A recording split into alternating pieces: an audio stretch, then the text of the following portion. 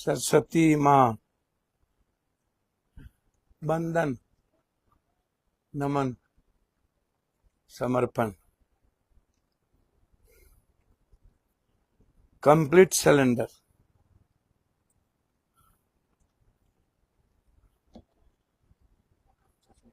माँ ही पूजा,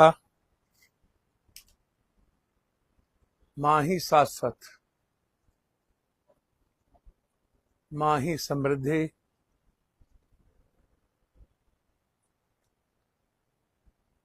माँ ही जिंदगी। सरस्वती, सार प्लस स्वती। सार मतलब ब्रह्मांड, स्वती मतलब भीतर। पूरा ब्रह्मांड हम सबके भीतर। वरुदेवीना वादने वरुदे प्रिय स्वतंत्र नभ नबल कंठ नभ भादनी वरुदे बीना वादनी वरुदे। मानो तो देव न तो पत्थर। इसीलिए दुनिया कहती है भारतीय आध्यात्मिकता, सनातन भारतीय संस्कृति, भारतीय सभ्यता मनोरम है, सर्वधर्म संभव है, वसुधैव कुटुंब है, सार्वभौमिकता है।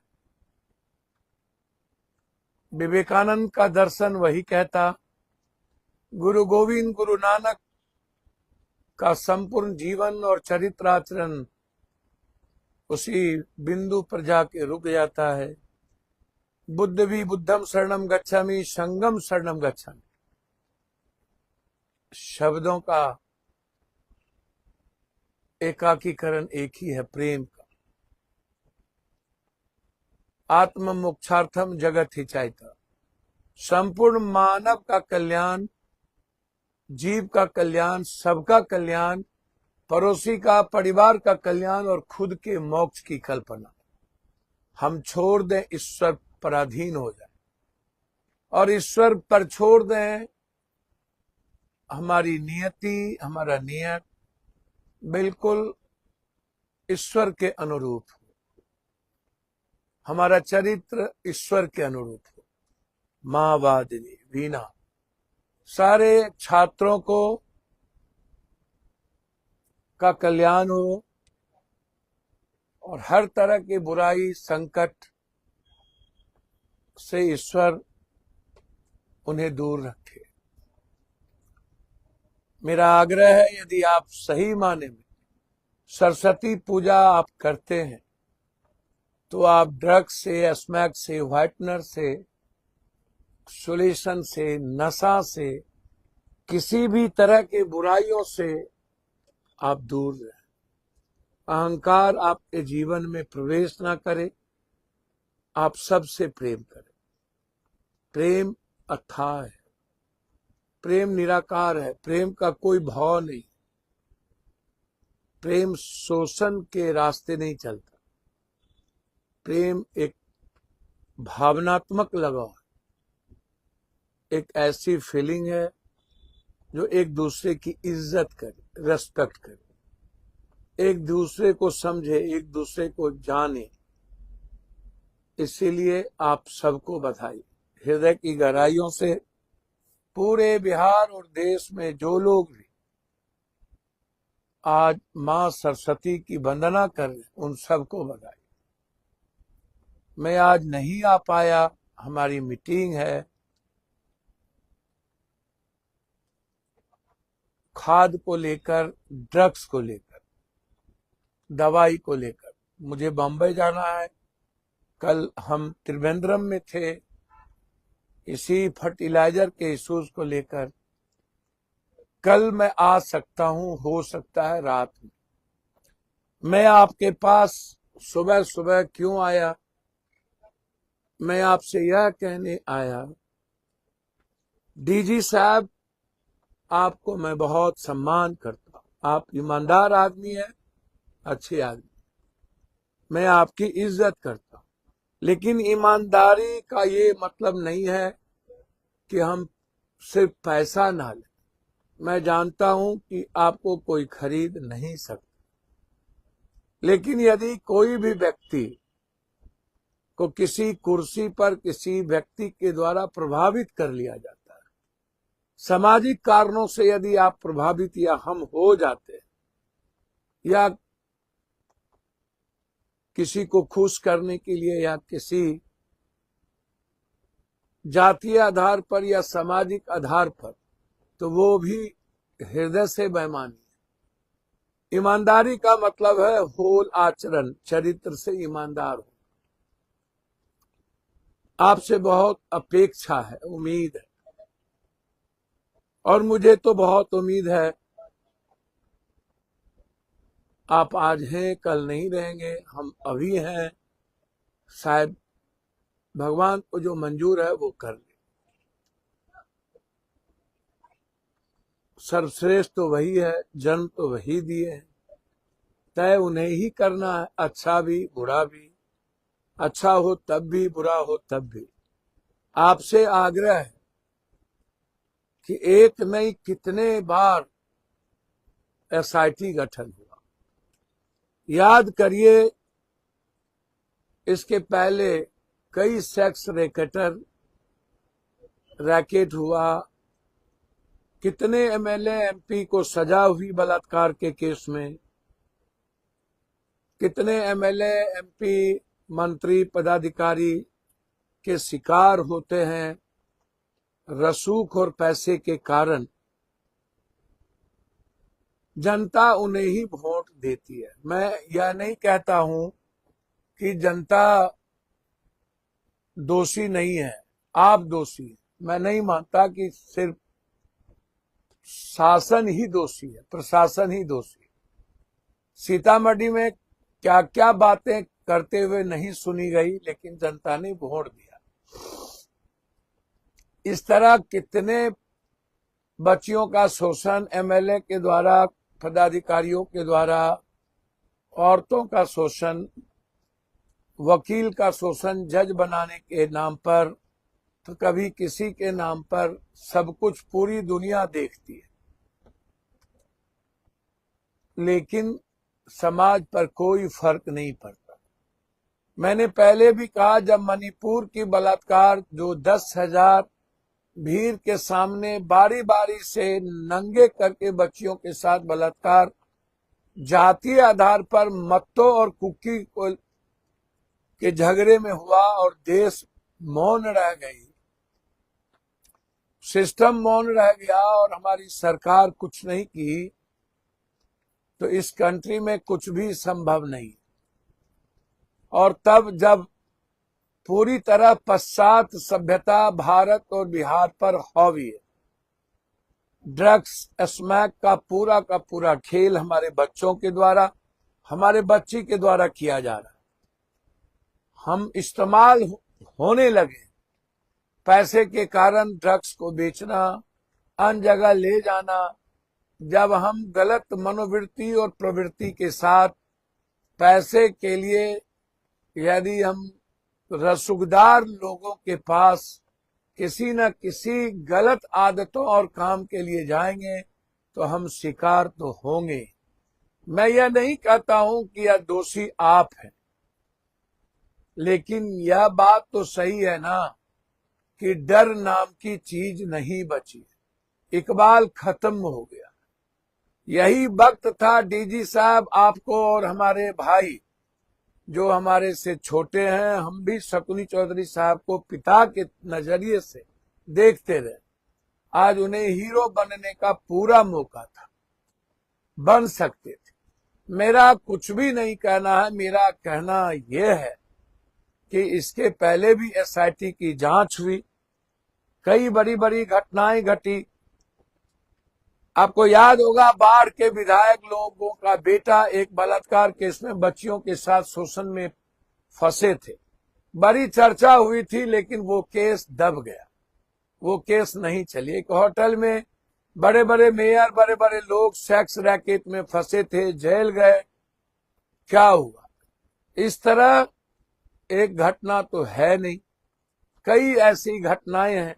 अभी आपको याद होगा डीजी साहब, पुलिस मेंस एसोसिएशन के अध्यक्ष के लड़के ने गोली चलाई और वो गोली चलाने के बाद हाय तौबा मचा, बोरिंग रोड पर भी गोली चलती रही, लेकिन वो केस दब गया और पुलिस मेंस एसोसिएशन के अध्यक्ष के बेटा होने के नाते वो जेल भी नहीं गए, जबकि वो पुलिस पदाधिकारी पर गोली चला।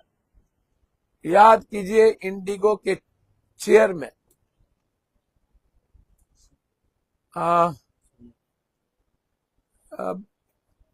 रमेश रितेश एंड इंडिगो का जो कि चेयरमैन की जो हत्या हुई थी, रुपेश छपड़ा का, उस बच्चे की हत्या हुई थी। मैंने बहुत चिल्लाया था, मैंने बहुत बात की थी, लेकिन उसका प्रतिफल क्या निकला? आप एसआईटी जांच किए, एसआईटी जांच में आपने रोडवेज की बात कह दी, कथा हो गया। एसआईटी जांच में आपने सब कुछ दिखा दी, आपने बड़ा बड़ा पुरस्कृत भी कर दिया, लेकिन 3.5 साल के बाद कोर्ट ने बरी कर दी। ना तो आपने कोई हथियार दिया, ना तो कोई सैंपल दिया, ना कोई गवाही दी। तो फिर रुपेश की हत्या किसने की? मैं सुप्रीम कोर्ट जा रहा हूं रुपेश की हत्या को लेकर, या हाई कोर्ट की रुपेश की जब बड़ी हो गया तो फिर हत्या किसने की? कोई ना कोई तो हत्या की या करवाया, उसमें सत्ता के बड़े बड़े शीर्षस्थ लोग इन्वॉल्व हैं। मैं तब भी कहा था कि बड़े बड़े पदाधिकारी जिनको लड़कियों का शौक था और जो इंडिगो या अन्य जगहों से लड़कियां परोसी जाती थी, लगभग सत्ताधारी दलों के साथ उनके रिश्ते थे। उनकी पत्नी को डरा दिया गया, मुंह चुप करा दिए गए कि तुम बर्बाद हो जाओगी, बदनाम हो जाओगी, तुम्हारे हस्बैंड का करतूत गलत था। पत्नी चुप हो गई, डर के कारण पत्नी बोल नहीं पाई। मेरा सीधा सवाल है, एसआईटी की जांच आप तब ने की, आपने उस एसआईटी के जांच में सारे केसेस को बंद और खत्म कर दिया, आपने गुनाहगारों को बचा लिया। आप, मेरा सवाल यहीं पर है कि इसमें कौन कौन लोग हैं? हॉस्टल, आपका थाना और डॉक्टर।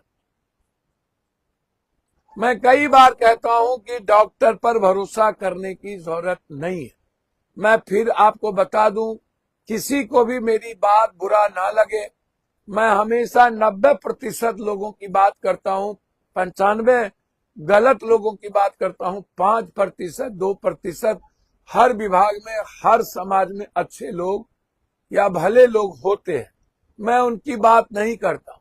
डॉक्टर भी 1%, 2% अच्छे हैं, अच्छे भी लोग हैं, मैं उनका सम्मान करता हूं। मैं बार बार कहता हूं कि हॉस्टल गलत है, लेकिन मैं यह नहीं कहता हूं कि सभी हॉस्टल गलत। 2, 4, 5 ऐसे भी हॉस्टल हैं जो परिवार के लोग मिल के चलाते हैं। 2%, 4% ऐसे हॉस्टल हैं जहां पत्नी बेटी सब मिल के चलाते हैं। जहां परिवार का माहौल है, जहां औरतें इन्वॉल्व है, वो हॉस्टल तो अच्छा है। लेकिन जहां पर सिर्फ पुरुष इन्वॉल्व है, मैं नहीं मानता कि वो सामाजिक शिकार नहीं होता। मैंने पहले भी, याद होगा आपको, कटिहार के होम सेंटर की जब लड़ाई हम लड़ रहे थे, सभी लोगों ने हम पर उंगली उठाया था और क्या निकला? लगभग होम सेंटर में बच्चियों के साथ लगातार शोषण, छोटे बच्चियों की जेल के में वार्डन और जेलर के द्वारा लगातार शोषण, पटना में भी आपको याद होगा। तो ये लड़कियां कहां जाती? बार बार ये सवाल उठता है कि लड़कियां नेताओं के घर में, मंत्रियों के घर में जाता है। क्या हम आज तक इस बात को देख पाए? हम एक ही बात कहते हैं कि एसआईटी जांच क्या सही है?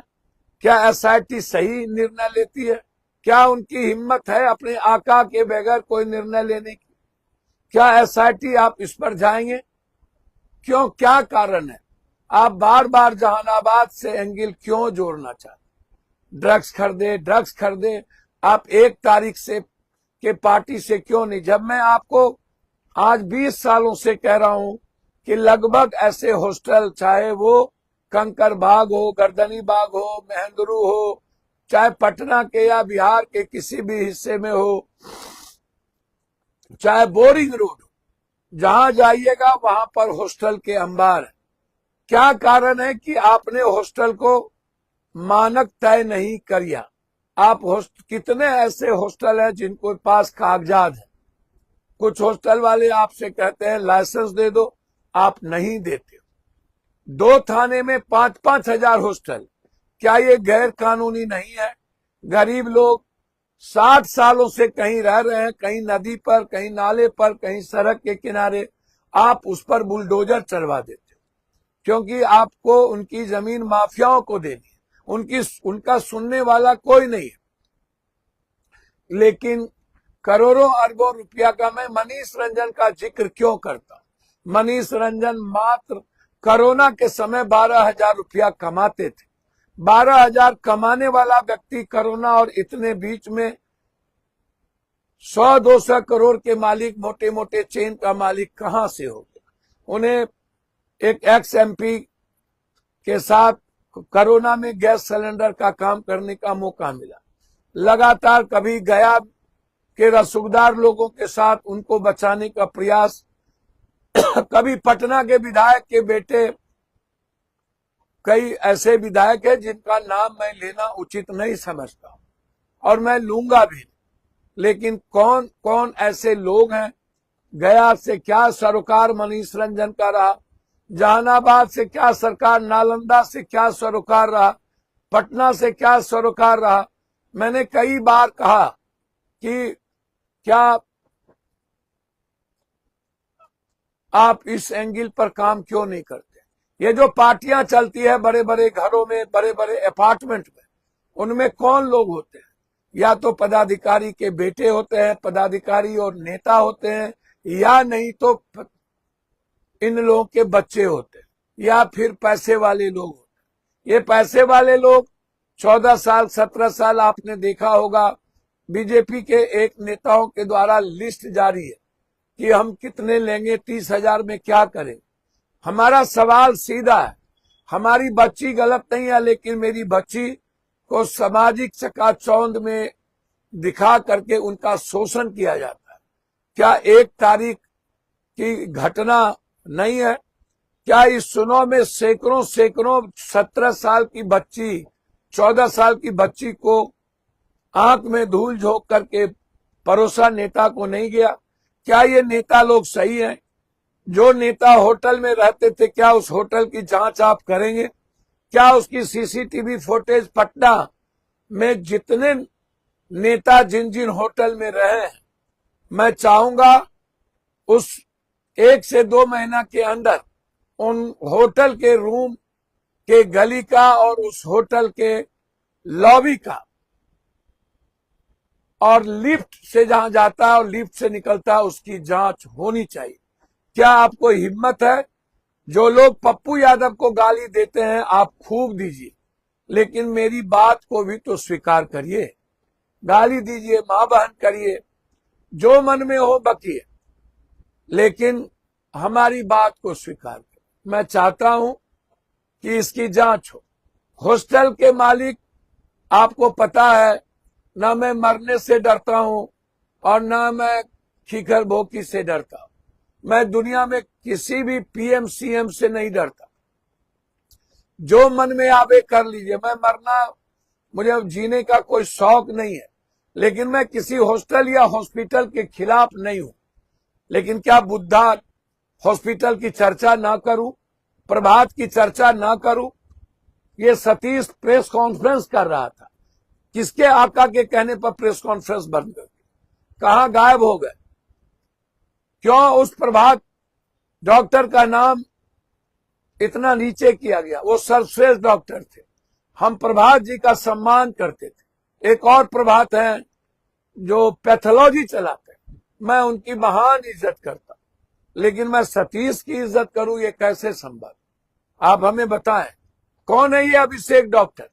उसकी चर्चा बार बार मैं करता हूं, लेकिन उससे पूछताछ नहीं होती। ये बुद्धा हॉस्पिटल में मनीष रंजन का क्या शेयर? मनीष रंजन को 19-18 हॉस्टल कहां से आए? मनीष रंजन ने जबरदस्ती इस जमीन पर कैसे बनाया? क्या ये जमीन मनीष रंजन की है? सम्राट बाबू, आपको बहुत आगे बढ़ना है, हमारी दुआ है, हम चाहते हैं कि आप लोग बढ़िए, लेकिन क्या आपका बुलडोजर इन नाजायज हॉस्टल और हॉस्पिटल पर नहीं चलेगा? ये जो जितने बगैर रजिस्ट्रेशन के, बगैर मानक के हॉस्टल है, क्या आप इसको बंद नहीं करेंगे? मैं हॉस्टल मालिक से आग्रह करूंगा, आप लाइसेंस ले लें। हम कहां आपका विरोधी है, आप करिए, लेकिन अपनी बेटी और बहनों के लिए आप सीसीटीवी फुटेज लगाइए।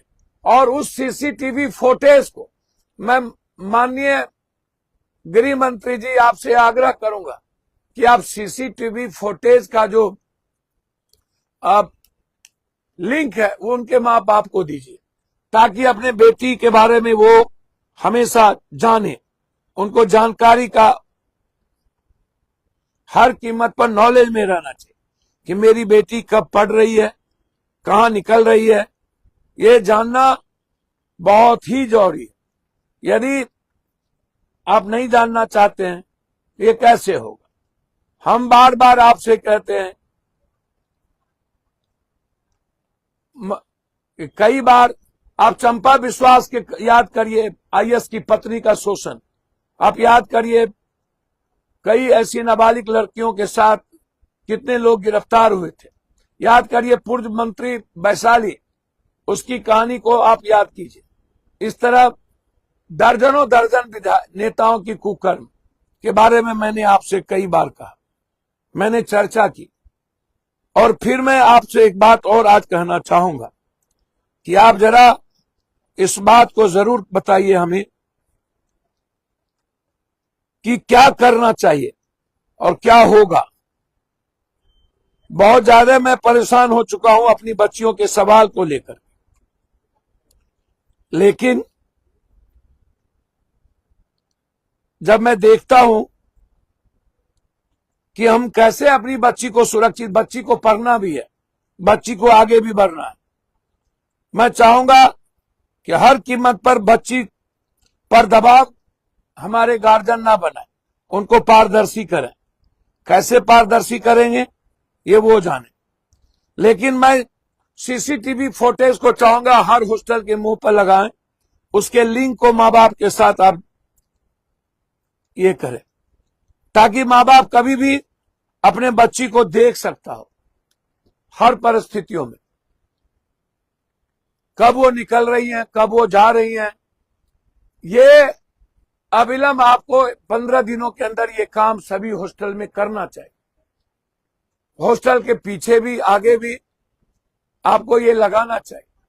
हॉस्टल, गर्ल्स हॉस्टल में औरत और लड़कियों के अलावा किसी को प्रवेश करने का अधिकार ना हो, मालिक के बेटे को भी नहीं। वह बाहर ऑफिस रखे और उस ऑफिस के आगे पीछे सीसीटीवी फुटेज हो। ये कानून और नियम प्रबंधन करना होगा। लड़कियों के मोबाइल हर कीमत पर पिता के साथ, मां के साथ लिंकेज, हर परिस्थितियों। हमारी बच्ची को डरने की जरूरत नहीं है, लेकिन गरीब और लोअर मिडिल क्लास की बच्ची आती है तो उन्हें यह दिखाया जाता है कि पैसे कहां से लाओ, आगे कैसे बढ़ोगी, आगे कैसे पढ़ोगी। बच्ची पढ़ने के डर के कारण गलत संगत में पड़ता है, और वो हमारी बच्ची किसी कीमत पर गलत नहीं है, लेकिन बाद में उन्हें प्रेम के ढांचे में लाकर उनसे गलत करवाया जाता है। बड़े बड़े घरानों की बच्ची हॉस्टल में ठहर जाती है, वो रूम भी लेके रह सकती है। तो ये कई ऐसे मुद्दे हैं, हमें बात करनी थी कि आप क्यों उनके परिवार को टॉर्चर कर रहे हैं। एक, जबकि दवाई वाले ने सीधा इनकार कर दिया जहानाबाद में, आप बार बार इसे जहानाबाद ले जा रहे हैं। यदि मैं मान लूं जहानाबाद में मेडिकल खरीदा, मरा कहां, क्यों खरीदी, काहे खरीदा, 1 तारीख की पार्टियां से क्या संबंध थी? एक दोस्त ने इन्हें इस्तेमाल किया और बाद में कई रसूखदार के बेटों ने शोषण किया। क्या ये गलत है? क्या इसकी जांच नहीं होनी चाहिए? बार बार चैट को आप क्या दिखाना चाहते? किसको बचाना चाहते? कौन है वो 3 रसूखदार बेटा? मैं खोलूंगा, लेकिन अभी नहीं। मैं रुपेश की लड़ाई अब लड़ूंगा। मैं बिहार के वासियों को आज बताना चाहता हूं, जो जो लोग रुपेश को बरबाए हैं, सबका नाम मैं जानता हूं। मैं जाऊंगा हाई कोर्ट, मैं छोड़ूंगा नहीं, और इस केस को दबने भी नहीं दूंगा। एसआईटी भगवान नहीं है और ना सीबीआई भगवान है। एसआईटी ने लगभग केस को पर दबाने की कोशिश हुई है, जो पॉलिटिकलाइज हुआ है, और ये केस में चूंकि बड़े नेता और के बाल बच्चे हैं, इसीलिए इसको डाइवर्ट करने की कोशिश लगातार की जा रही। लगातार इतने दिनों के अंदर आप डॉक्टर को क्यों नहीं पकड़ते? आप अस्पताल, क्या कभी आपने सुना इतने दिनों तक थाना प्रभारी सस्पेंड ना हो, डिस्चार्ज ना हो? एएसपी साहब, आपका भविष्य बहुत लंबा है, आप अच्छा कर सकते हैं। क्या कारण है, किन कारणों से आप चुप हैं? कौन है ये विधायक जो डरा हुआ है? कौन है एक्स एमपी जो दिल्ली में आकर के डेरा डाल दिया, वो बिहार छोड़ दिया है? किसको बचाने के लिए? कौन कौन लोग इसमें इन्वॉल्व? मैं इसीलिए आपसे ये बात कहना चाहता हूं, हाथ जोड़कर, कि परिवार को तंग मत करिए और इस केस को गलत दिशा में मत ले जाइए। कभी आप कहते हैं सीसीटीवी फुटेज खत्म कर दिया दुकानदारों ने। बारे बा, उस दुकानदार को क्या पता था कि ये घटना घट जाएगी? कभी आप कहते हैं 90 पत्ता खरीद लिया, कभी आप कहते हैं 6 पत्ता कर लिया। ये 2 तरह के प्लांट क्यों करते हैं? ये तो आप खुद ही देख रहे हैं। मनीष रंजन ने कहा मैं देहरादून में था। क्या वो देहरादून में था? अब झूठ कितना चाहिए? 5 माला 3 माला बिल्डिंग पर क्या होता था? 20 तारीख तक हॉस्टल सील क्यों नहीं हुआ? सतीश कहां है? क्यों मारे गए? कौन कौन डोज दिया गया? और पीएमसीएच के डॉक्टर ने जब फोर्सेबल लिख दिया है, तो फिर आप, जब वो बॉडी नहीं बची, तो आप किसको फिर से एम्स में क्या चाहते हैं? क्यों आप उसको, उस पोस्टमार्टम को, क्या जो डॉक्टर लिखा है उस पर एफआईआर होगा, वो गिरफ्तार होंगे, हो जाएंगे? और जो डॉक्टर फिर लिखेगा, वो आधार क्या होगा? आधार तो वही होगा जो बॉडी देख करके लिखा गया। तो फिर आप किसको मानेंगे? अपनी गलतियों को छुपाने के लिए आप इस बच्ची का बलि का बकरा क्यों बना रहे? गलत हॉस्टल को क्यों बचा रहे? जो रजिस्ट्रेशन नहीं है उसका बंद क्यों नहीं हो रहा? क्यों आप पैसा खाते हैं? सारे पैसा आपके पास जाता है। इसलिए हाथ जोड़ता हूं, राष्ट्रपति अभिभाषण में नहीं होने दूंगा। यदि हमारी बेटी को 28 तारीख के पहले न्याय नहीं मिला, मैं वादा करता हूं पप्पू यादव, मैं सदन में इन मुद्दों को सबसे पहला दिन, यह मुद्दा उठेगा, देश की बेटी बचाओ, तब जाकर के नारा दो। यह वादा करता हूं। आप, बिहार की बेटी इतनी सस्ती देश की बेटी नहीं है। बारे बा, इसीलिए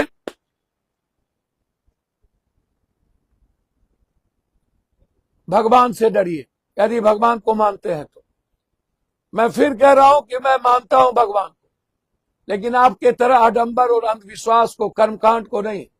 मैं फिर कह रहा हूं, बाबाओं को नहीं, ये रसूखदार लोग शंकराचार्य को पीटेंगे, ये बाबा को पीटेंगे, और हमें भी बाबा के बारे में कुछ गलत बाबा के बारे में बोल दिए।